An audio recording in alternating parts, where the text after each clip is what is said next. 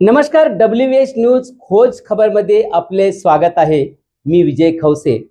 आम्ही असतो बातम्यांच्या पुढे, बातम्यांच्या मागे। बातम्या लपवत नाही, दाखवितो। तर चला बघूया आज तुमच्या शहरामधली कोणती महत्त्वाची बातमी घडली आहे ते जरा बघा। क्या आपके मकान की छत टपक रही है? बारिश में हर बार यही परेशानी, अब और नहीं। IBL एक्रेलिक केमिकल्स लेकर आया है छत टपकाव बंद करने का पक्का और असरदार सोल्यूशन। महाराष्ट्राला विदर्भ पाहिजे होता। त्यावेळेला विदर्भाची खूप तारीफ झाली आणि संपूर्ण मराठी समाज एकत्र येईल ही भूमिका त्यामध्ये होती। त्यावेळेला असं म्हटलं जात असे की मुंबई शहर हे एकटं शहर असं आहे ज्याच्यामध्ये सरप्लस रेव्हेन्यू आहे की ते सगळ्या प्रकारच्या लोकांचे सगळे प्रश्न सोडवण्याची क्षमता एकट्या मुंबई शहरात आहे असं त्यावेळेला म्हटलं गेलं। म्हणून अनेक लोकांना आपल्याचपैकी आपलेच आजोबा पणजोबा होते त्यावेळेला त्यांनी त्या सह्या केल्या, आपण सामील झालो। बापूजी अणेंनी स्टेट्स रिऑर्गनायझेशन कमिशनला जे विदर्भाबद्दलचं निवेदन दिलं 73 पेजचं आहे ते, त्याच्यामध्ये सरकारी आकडे घेऊन त्यांनी दाखवून दिलं की विदर्भ हा सरप्लस प्रदेश आहे। आणि त्या कमिशननी स्वतंत्र विदर्भ व्हावा अशी रिकमेंडेशन केली। का म्हणून तर त्यांनी म्हटलं की त्यावेळेचा गुजरात हा डेफिसिटमध्ये आहे, त्यावेळेचा पश्चिम महाराष्ट्र डेफिसिटमध्ये आहे, फक्त मुंबई महानगर आणि विदर्भ हेच सरप्लसमध्ये आहेत, यांच्या खर्चापेक्षा यांचं उत्पन्न जास्त आहे। म्हणून आम्ही म्हणतो की विदर्भाचं राज्य वेगळं झालं पाहिजे। परंतु दडपण असं आणलं गेलं नेहरूंवर की ते तुम्ही केलंच पाहिजे, नाहीतर असं होईल तसं होईल। आणि मग नेहरूजींनी जे भाषण केलं 1960 साली महाराष्ट्र राज्य तयार होताना, त्यांनी दोन गोष्टी सांगितल्या की विदर्भाच्या लोकांच्या इच्छेविरुद्ध, नेहरूजींचे शब्द आहेत, त्यांच्या इच्छेविरुद्ध आम्ही त्यांना महाराष्ट्रात सामावेल केलेलं आहे। आणि मुंबई हे एक संपन्न शहर आहे म्हणून नेहरूजी त्यांना म्हणाले सगळ्या तिथल्या लोकांना की मुंबईचा वैभव कायम ठेवा आणि विदर्भाच्या लोकांना सुखी करा। साधना मासिकांनी 50 वर्ष जेव्हा महाराष्ट्राचे झाले तेव्हा विशेषांक काढला आणि त्याच्यामध्ये अत्रेंच्या याच्यामध्ये मासिकामध्ये जे ते नेहरूंचं भाषण आलं होतं त्याच्यावर त्यांनी प्रश्न विचारला साधनाने की मुंबईचं आणि विदर्भाचं आपण काय केलं। तर मुंबईला आपण कचराघर करून टाकलं आणि विदर्भाला आपण गरीब करून टाकलं। आता हा एक प्रश्न झाला, तो कोणी खोडून काढू शकत नाही, तो कोणी, कारण काय सगळे आकडे लिहिलेले आहेत सगळ्या ठिकाणी आणि म्हणून त्याच्यावर चूप बसणं हेच पश्चिम महाराष्ट्रामध्ये केलं जातं। नंबर 2 की महाराष्ट्र राज्य झाल्यानंतर नागपूर करार जो आहे त्या कराराची अंमलबजावणी होत नाही आहे। हे 1960 पासून 56 पासून तर 2025 पर्यंत खरं आहे। त्याच्यातला एक छोटा मुद्दा मी आपल्यासमोर मांडतो। वामनरावजींनी 23% मुद्दा मांडलाच आहे। त्याच्यामध्ये असं म्हटलेलं आहे की दरवर्षी अधिकृतरित्या सरकार नागपूरमध्ये येईल आणि आहे बरं, आणीच्या नंतरचाच भाग आपण आम्ही वापरतो आणि किमान एक अधिवेशन होईल। तर सरकार इथे कधी येतच नाही ना, सरकार अधिवेशनाच्या काळात येतं ते महाराष्ट्राचं अधिवेशन आहे। ते तुम्ही औरंगाबादलाही भरवू शकता, जालन्यालाही भरवू शकता, नागपुरातही भरवू शकता, ते विदर्भाचं अधिवेशन नाही आहे।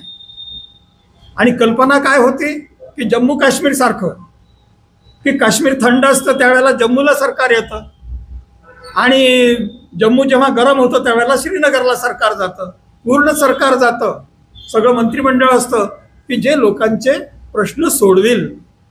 इथे तसं कधीही आजपर्यंत झालेलं नाही। आणि मग किमान एक अधिवेशन कळसे साहेब जे विधानसभेचे सचिव होते त्यांनी लिहिलेलं आहे की कमी सरकार राहिल्याशिवाय विदर्भाचे प्रश्न सोडवले जाऊ शकत नाहीत. प्रत्यक्षात काय घडतं? 10 दिवस, 12 दिवस, 7 दिवस, 8 दिवस. मी त्यावेळेच्या उद्योग मंत्र्यांना हात जोडून विनंती केली होती की मला सांगा तुम्ही की तुम्ही विदर्भातल्या उद्योजकांना वर्षातून किती वेळेला भेटता, त्यांच्या अडचणी किती वेळेला विचारता, त्या मुंबईत केव्हा जाऊन सोडवता. तुम्हीच येत नाही तर अडचणी तुम्हाला माहीत नाही. आजही मिहानमध्ये आणि MIDC मध्ये जे उद्योग चालवणारे लोक आहेत त्यांच्या तक्रारी आपणच पत्रकार लोकांनी छापलेल्या आहेत. काय की आमच्या पत्रांची सुद्धा दखल घेतली जात नाही.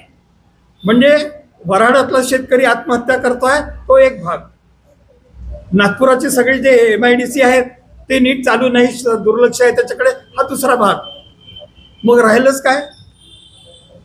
मग आमच्या मित्रांनी महाराष्ट्र सरकारच्या आकडेवारीवरून काढलं की ओसाड गावांचा हा प्रदेश आहे. ओसाड म्हणजे इंग्लिशमध्ये अबंडंट विलेजेस, जे खेडं होतं तिथे ते सोडलं. आता का सोडलं? तर मुलं बाळ जर शहराकडे गेले तर म्हातारे आईबाप किती दिवस राहतील तिथे. आणि मग त्याचा आकडा फार महत्वाचा आहे. आमच्या आंदोलन समितीचं एक पुस्तिका आहे की महाराष्ट्रामध्ये 2700 ओसाड खेडी आहेत, त्याच्यापैकी 2300 विदर्भात आहेत.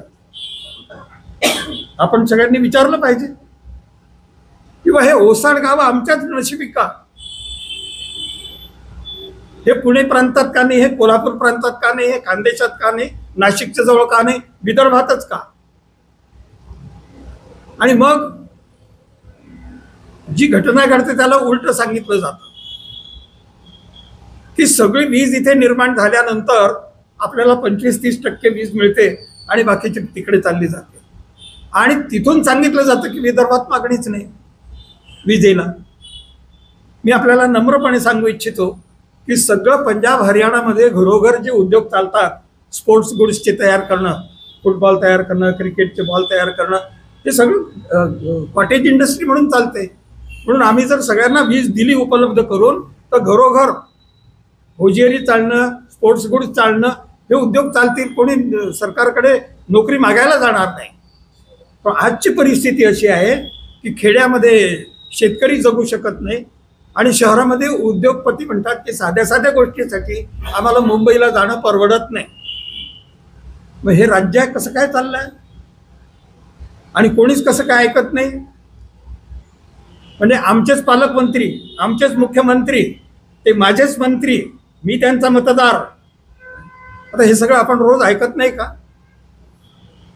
त्याच्यावर काय झालं? आम्ही आता मागच्या आठवड्यात लेख लिहिला शेतकऱ्यांच्या आत्महत्यांवर की दरवर्षी विदर्भामध्ये, वऱ्हाडामध्ये 1200 आत्महत्या होतात ऑन अन ॲव्हरेज. सरकारने काहीच करू नये. त्याची चौकशी, त्याची कारणं, त्याच्यावर उपाययोजना काय करतो, मरतायत मरू द्या.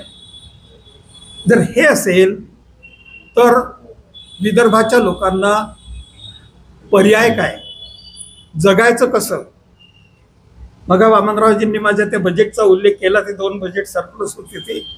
ती झाल्यानंतर त्याला पत्रकारांनी सुद्धा इतकं छान प्रतिसाद दिला की बाबा विदर्भामध्ये ही क्षमता आहे. मग प्रश्न येतो, बापूजींनी जे सरप्लस दाखवलं, स्टेट्स रिऑर्गनायझेशन कमिशननी जे मान्य केलं, ते सरप्लस गेलं कुठे? आमच्या लोकांवर मरायची पाळी का आली आणि काय येते? आणि सगळा पैसा मुंबई शहरावर, म्हणजे मुंबईच्या विरुद्ध आपल्याला काही हे नाही आहे, ते लखलाभ हो, त्यांचं श्रीमंती वाढू. अरे पण जमिनीच्या खालून, जमिनीवर, जमिनीच्या वर, समुद्रामधून सगळीकडून ते सुरू.